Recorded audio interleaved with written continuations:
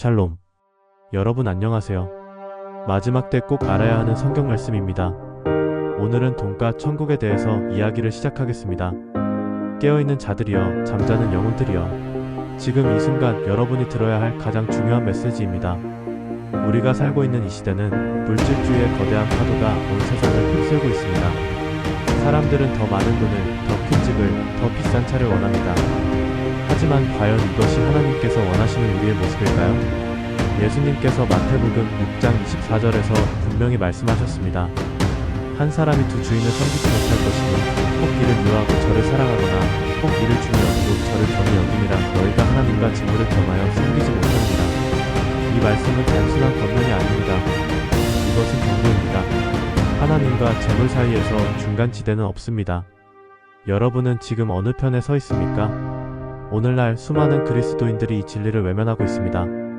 교회에는 나가지만 마음은 온통 돈 걱정, 투자 걱정, 부동산 걱정으로 가득합니다.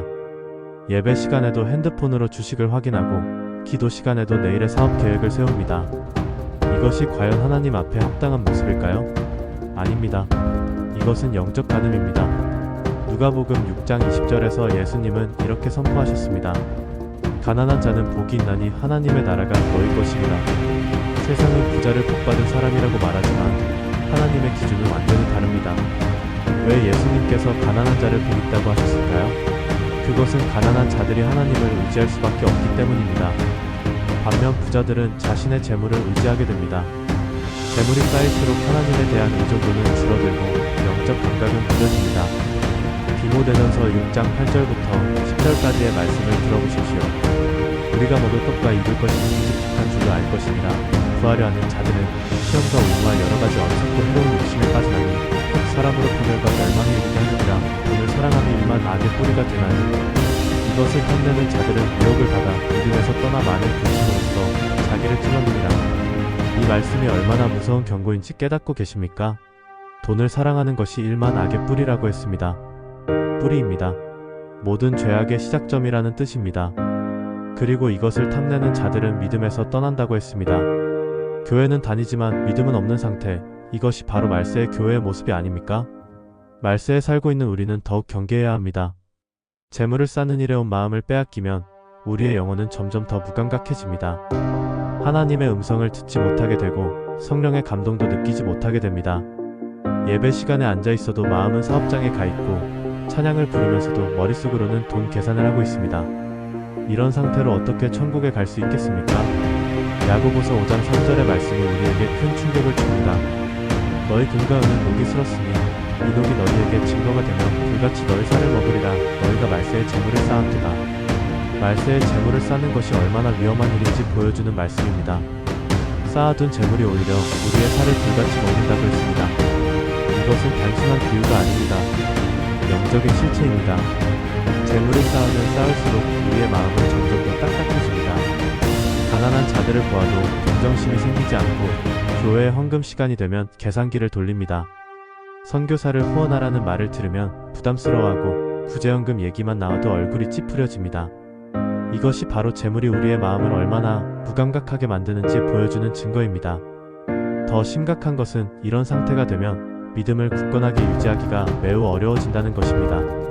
시련이 오면 하나님을 원망하게 되고 기도 응답이 늦으면 불평하게 됩니다.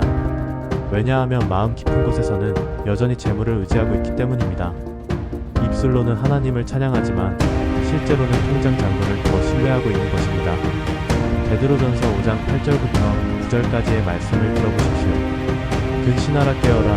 너희 대적 마귀가 오는 사자 같이 두고 다니며 삼킬자를 찾나니 너희는 믿음을 굳건하게 하여 그를 대적하라. 마귀는 어떻게 우리를 삼킵니까? 바로 재물에 대한 욕심을 통해서입니다. 돈을 사랑하게 만들고 물질의 마음을 빼앗기게 만들어서 결국 믿음에서 떠나게 만듭니다.